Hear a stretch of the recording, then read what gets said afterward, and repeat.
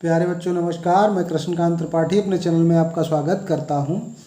कक्षा 10 गणित में हम लोग पढ़ रहे हैं प्रश्नावली 6.3 जिसके 12 सवाल पिछली वीडियो तक हम लोगों ने कर लिए हैं। अब देखते हैं 13वां सवाल।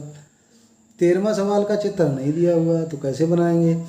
एक त्रिभुज ABC की भुजा BC पर एक बिंदु D इस प्रकार स्थित है। तो क्या करिए, एक त्रिभुज ABC बना लीजिए। एक हमने त्रिभुज बना लिया, ABC बना लिया हमने। फिर उसने क्या कहा, भुजा BC पर कोई बिंदु है D। मान लो भुजा BC ये है, इस पर कोई बिंदु हमने ले लिया D। ये ले लिया किस प्रकार से है कि जो कोण ADC ये वाला ADC इतना कोण है, उतना ही कोण कितना है BAC वो वाला कोण ये कोण आपस में बराबर है, ये दिया गया था। तो यही तो हमको सबसे पहले लिखना है। सबसे पहले हमको लिखना क्या है, सबसे पहले लिखते हैं दिया है या ज्ञात है भी कह देते हैं इसको। दिया क्या है हमको, त्रिभुज, यही त्रिभुज ABC की भुजा BC पर एक बिंदु D इस प्रकार स्थित है कि कोण ADC बराबर कोण BAC। फिर दूसरे नंबर पे क्या लिखेंगे, सिद्ध करना। बच्चा हमको सिद्ध क्या करना है वो भी लिखा हुआ है प्रश्न में ही। तो यहाँ से हमको कुछ नहीं करना होता है, ये तो प्रश्न से ही पता चल जाता है। CB × CD ये दोनों बातें प्रश्न से ही हमको पता चल जाती हैं। ये लिखा हुआ था भाई, हमने यहाँ लिख दिया। अब केवल प्रमाण में आपको, प्रमाण या उपपत्ति में क्या करना होता है, प्रमाण बोलते हैं या उपपत्ति बोलते हैं, इसमें आपको जो प्रमेय हमने आपको बताई थी, जो ये हमने बताया है कि ये समरूपता की कसौटियाँ जो बताई हैं उन्हीं में से आपको देखना है। अब हमको देखना क्या है, ये जो कोण दिया गया था यही हम त्रिभुज ले लेते हैं। त्रिभुज ADC तथा त्रिभुज BAC में, चूँकि ये कोण भी आपस में बराबर है, यही कोण तो बराबर है, ADC बराबर कोण BAC, तो एक कोण तो हो गया। अगर हमको समरूपता दिखानी है तो कम से कम एक कोण और इन दोनों त्रिभुजों का समान होना चाहिए। कौन सा, एक तो हो गया ADC और एक हो गया BAC। तो आप ध्यान से देखिए, ADC ये वाला कोण और BAC दोनों में आ रहा है कि नहीं आ रहा, आ रहा है। तो कोण C बराबर कोण C ये बराबर है, क्यों बराबर है, क्योंकि ये दोनों का उभयनिष्ठ कोण है, मतलब कॉमन है ये दोनों में। तो क्या हो गई हमारे पास, AA समरूपता से, AA समरूपता का मतलब एंगल, यानी कोण समरूपता से क्या हुआ, जो हमने त्रिभुज लिए थे, त्रिभुज ADC समरूप त्रिभुज BAC। अब देखो हमको सिद्ध क्या करना है, CA², यानी कि ऊपर CA रहेगा ऊपर, तो हमने ये लिया CA।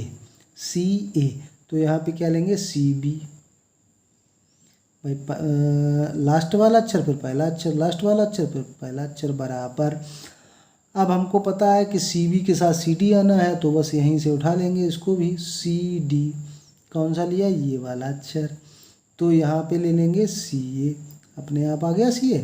और नहीं तो ये देख लीजिए कि अगर किसी का वर्ग हो तो यहाँ आएगा भाई, यहाँ आएगा।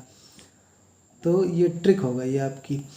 अब क्या करेंगे, कैंची गुणा कर देंगे तो क्या हो जाएगा, सी ए का गुणा CA² बराबर CB इंटू CD। यही तो हमको सिद्ध करना था। तो बहुत अच्छी तरीके से अगर आपको समझ में आ गया है तो लाइक ठोक दीजिए और चैनल को बिना सब्सक्राइब किए हुए मत जाइएगा। 14वां सवाल, एक त्रिभुज ABC की भुजाएं AB AC और माध्यिका AD एक अन्य त्रिभुज की भुजाओं PQ और PR तथा माध्यिका PM के क्रमशः समानुपाती है। दर्शाइए कि त्रिभुज ABC समरूप त्रिभुज सिद्ध करना है, समरूप त्रिभुज PQR। तो ये क्वेश्चन नंबर 12 में हम लोग ऐसा सवाल कर चुके हैं। तो ये आपके लिए बिल्कुल वही सवाल है, केवल थोड़ा अंतर कर दिया गया है। तो अगर आपने 12वां सवाल कर लिया तो 14वां भी कर लेंगे, नहीं कर पाया है तो पिछले वीडियो में जाके देख लीजिए। क्वेश्चन नंबर 12 आपको समझ में आ जाएगा, आप कर पाएंगे। 15वां सवाल देखते हैं, लंबाई 6 मीटर वाले एक ऊर्ध्वाधर स्तंभ की भूमि पर छाया की लंबाई 4 मीटर है, जबकि उसी समय एक मीनार की छाया की लंबाई 28 मीटर है। मीनार की ऊंचाई ज्ञात कीजिए। यहाँ पर हमने दो चित्र बना दिए हैं। एक देखिए ABC। ABC क्या है, ये स्तंभ है। माना कि AB जो है स्तंभ है और BC उसकी छाया है, स्तंभ की छाया। तो मीनार तो उससे बड़ी होगी, PQ हमने मान लिया मीनार है और QR उसकी छाया है, मीनार की छाया है। तो आपको पता है कि दोनों स्तंभ और मीनार दोनों क्या होंगे, ऊर्ध्वाधर बिल्कुल खड़े हुए हैं, लिखा हुआ है सवाल में। तो इसका मतलब ये 90 डिग्री का कोण बनाते होंगे। 90 डिग्री का कोण किसी समय बना रहे हैं तो ये कोण आपस में बराबर है। तो ये तो 90 डिग्री का कोण हो गया। अब ये कोण और ये कोण भी बराबर होगा, ये कोण और ये कोण भी बराबर होगा।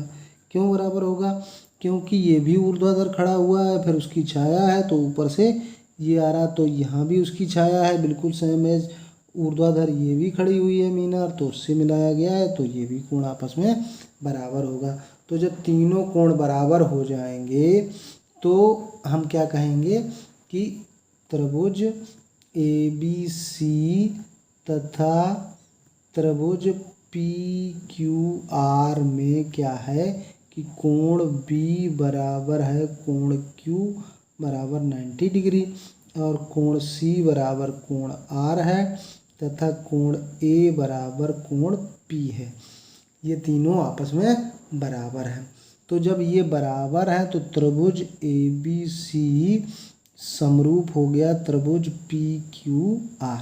समरूप है इसलिए क्या होगा, इनकी संगत भुजाएं समानुपाती होंगी। AB बटे यहाँ पे क्या लेंगे PQ बराबर BC बटे QR। तो AB तो 6 है, PQ कितना है पता नहीं है हमको, PQ तो निकालना है।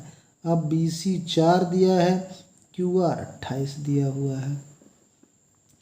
तो इसको काट भी सकते हैं, 4 एकम 4, 4 सत्ता 28। PQ का गुणा 1 में और 7 का गुणा 6 में, तो PQ का गुणा क्या हो जाएगा 6 गुणे 7, 7 छंग 42 मीटर, यानी कि मीनार 42 मीटर ऊंची है। आपका आंसर आ गया। ये सवाल तो इसीलिए दिया गया था कि जब ऊर्ध्वाधर खड़े हैं तो आप इतना तो ये कह ही सकते हैं कि अगर ये भी ना करें तो ये कह देंगे कि त्रिभुज ABC समरूप त्रिभुज PQR है। लेकिन है क्यों, क्योंकि उसका कारण ये है कि तीनों कोण उसके बराबर होंगे। जब एक जैसी सिचुएशन में खड़े हैं दोनों तो उनके कोण आपस में बराबर होंगे। कोण आपस में बराबर होंगे तो संगत भुजाएं समानुपाती होंगी, इससे PQ का मान हम ज्ञात कर पाएंगे। आगे के सवाल अगले वीडियो में। धन्यवाद।